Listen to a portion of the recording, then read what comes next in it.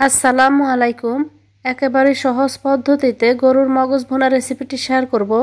আশা করছি রেসিপিটি আপনাদের ভালো লাগবে। এখানে আমি একটি গরুর মগজ ভালো করে ধুয়ে পরিষ্কার করে একটা পাতিলে নিয়ে নিলাম। এবার এখানে আমি গরম পানি দিয়ে দিব। গরম পানি দিয়ে ঢেকে 10 মিনিটের জন্য রেখে দিব। তো আমি এগুলোকে 10 মিনিটের জন্য রেখে দিচ্ছি। ফিরে এলাম 10 মিনিট পর। 10 মিনিট পর আমি এগুলোকে পানি থেকে তুলে ভালোভাবে ধুয়ে নিয়েছি। এবার এখানে যে আবরণটা থাকে সেই আবরণটা হাত দিয়ে আমি এভাবে তুলে নিব। খুব সহজেই দেখবেন আবরণটা মগজ থেকে আলাদা হয়ে যাবে। তো আমি সবগুলো আবরণ এখানে তুলে নিলাম। এবার হাত দিয়ে এগুলোকে একটু ভেঙে নিব, তবে খুব বেশি ভাঙবো না, এখানে আধা ভাঙা করে নিব। তো আমি এগুলো সবগুলোকে হাত দিয়ে এভাবে ভেঙে নিচ্ছি। রেসিপিটি ভালো লাগলে প্লিজ চ্যানেলটি সাবস্ক্রাইব করে ভিডিওতে একটি লাইক দিয়ে দিবেন। আর যারা ফেসবুক পেজ থেকে দেখছেন প্লিজ পেজটিকে ফলো করে রাখবেন। তো আমি এগুলোকে হাত দিয়ে একটু আধা ভাঙা করে নিলাম। চুলায় একটা ফ্রাই প্যান বসিয়ে তাতে দিয়ে দিলাম রান্নার তেল। এবার দিয়ে দিব আমি এখানে আস্ত কিছু গরম মশলা, দিয়ে দিব পেঁয়াজ কুচি, 2টি কাঁচামরিচ দিয়ে এগুলোকে আমি 3 মিনিটের মতো ভেজে নিব।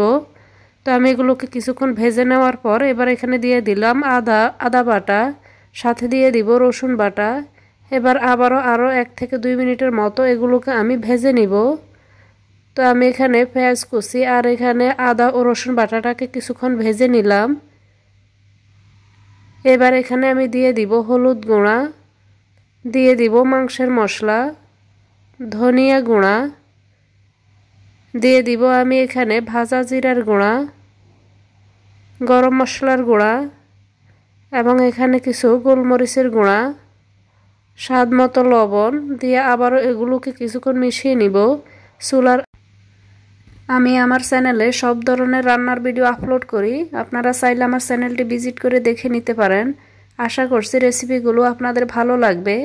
এবার আমি এখানে দিয়ে দিলাম গরুর মগজ, যেটা আমি শুরুর দিকে প্রসেস করে রেখেছি সেটা এখানে দিয়ে দিলাম। দিয়ে চুলার আঁচ মিডিয়ামে রাখবো। আমি চুলার আঁচ মিডিয়ামে রেখে আমি 6 থেকে 7 মিনিটের মতো এগুলোকে আমি ঢাকনা দিয়ে ঢেকে রান্না করে নিব। এতে করে মগজ থেকে কিছুটা পানি বের হবে, সেই পানিতে আমি মগজগুলোকে ভুনা করে নিব। আমি এখানে এক্সট্রা কোনো পানি ব্যবহার করব না। তো আমি ঢাকনা দিয়ে ঢেকে কিছুক্ষণ পর ঢাকনা খুলে এগুলোকে আমি নেড়ে চেড়ে নিব। তো দেখতে পাচ্ছেন এখান থেকে কিছুটা পানি বের হয়েছে। এই পর্যায়ে চুলার আঁচটা আমি মিডিয়াম থেকে একটু লো করে দিব, তবে পুরোপুরি লো না, মিডিয়াম থেকে সামান্য কিছুটা লোতে রেখে আমি মগজ ভুনাগুলোকে এখানে ভাজি করে নিব। তো এখানে আমি যেহেতু এক্সট্রা কোনো পানি ব্যবহার করব না, তো এখানে এভাবে কম আঁচে কিন্তু এগুলোকে সিদ্ধ করে নিতে হবে। তো আমি একেবারে সহজে যেভাবে সবসময় মগজ ভুনা রেসিপিটি করে থাকি সেভাবেই আজকে আপনাদের সাথে আমি হুবহু শেয়ার করেছি।